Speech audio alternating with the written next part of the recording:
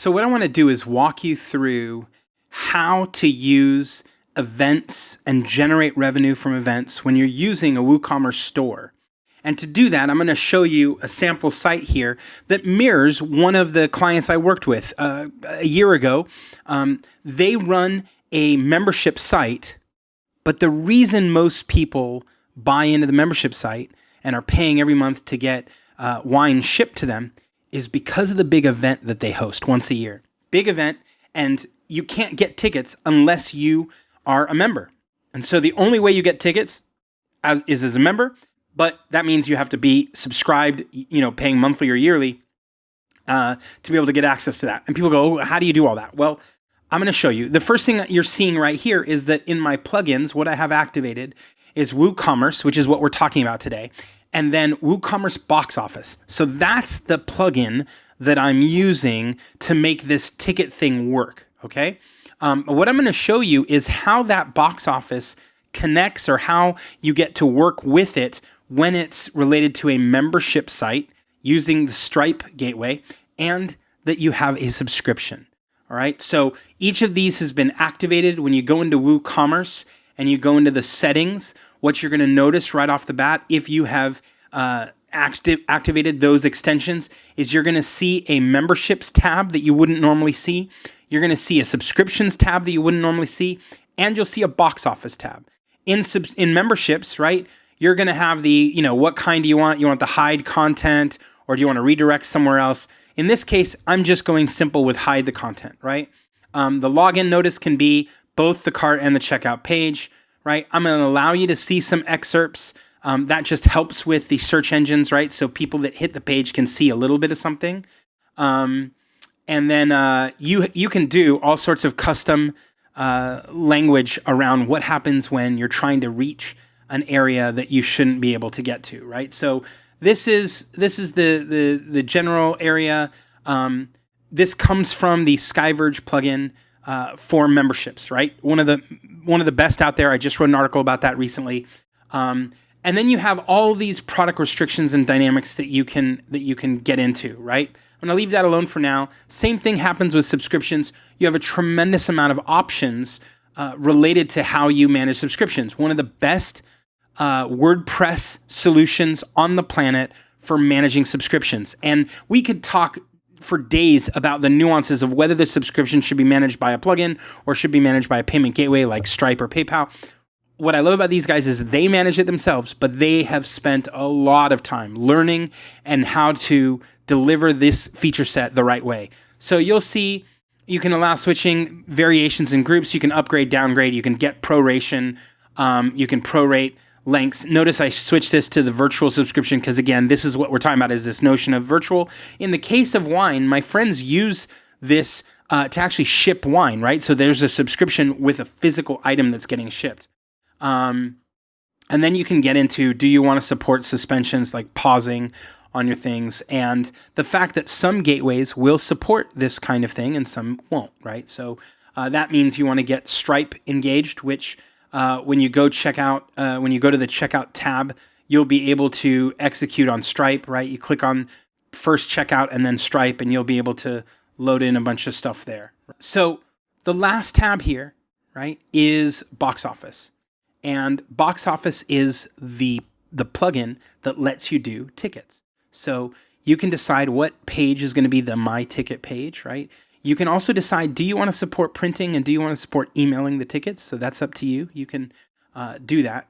And that's the high level, right? The moment you've installed and activated those plugins, you still need to go over to the memberships area, right? And go to this second tab to create a plan, right? So membership plan is one of those things you want to look at. The other thing is, if you come down here into products, you're going to see the products area, and you're going to be playing back and forth, right? Because you want to create products. That's what's happening, is these are products. You're creating a product that is some sort of event with a ticket, and you're creating a product which is the membership, the subscription and membership dynamic. So in this case, I have created a product called a membership product, and I'll show you that right here, right? This is a virtual product. It's a simple subscription. You get charged, in this case as a sample, $1 every month for 3 months. Now you go, 3 months?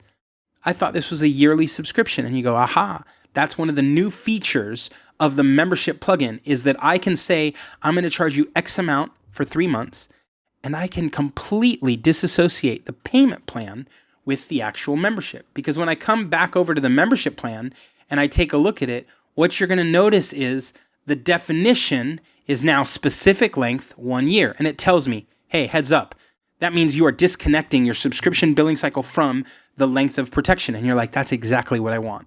And so when I create this plan, I link it to that product, right? So here I've created the product and I've defined the price, and I've set that up, right? And then separate from that, I have said, okay, over here, I want to make sure that I link it to this membership plan, which will link the payment piece to the protection piece. And you can see the protection when I come into this next tab, which is the restrict content, the get your tickets page. So I created a page and I said, the only people who can see that page are people who have this plan. So if you do not have that plan, you can't see that product. And you're thinking, well, hold on a second, because you created the product called this, cigar event, and you put it at a ridiculous price of $1,000, right?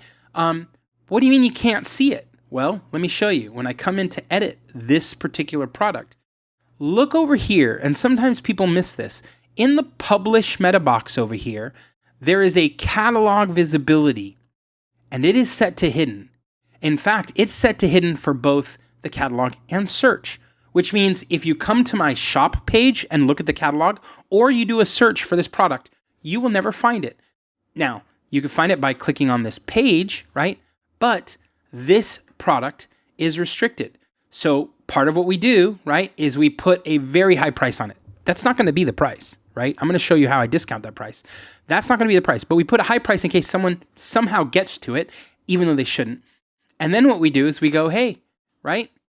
The only people who can purchase this are people with this plan, right? So by being able to use the restricted content and the ability to define that here, I'm able to say, look, if you happen to get to that, you can't search for it, you can't go to the shop, but if you happen to go to this URL to find it, right? I'm going to tell you right away, unless you're in this membership role, you can't buy it. That's good news, right? You may see that it's $1,000, but you can't buy it. That's good. I'm not going to make it 1,000, right? Because I can come over, right, and say, okay, I have a discount, right? I'm back over in the membership plan. If you are a member in this membership plan, you get a discount on this particular product of 90%. So what happens? When you go to buy it, by going to that special page where I'm going to put the actual product to purchase, you're going to get a discount of 90%, right? That's a big deal, because now suddenly a $1,000 ticket is a $100 ticket. And what you've just seen is our ability to take a subscription, connect it to a membership, and then once you've connected subscription membership, connect that to a particular product that in this case is a ticketing product, right? And if you go back over and take a look at that product, right? This was cigar event, right? And you can put all sorts of stuff related to this and text that I didn't do.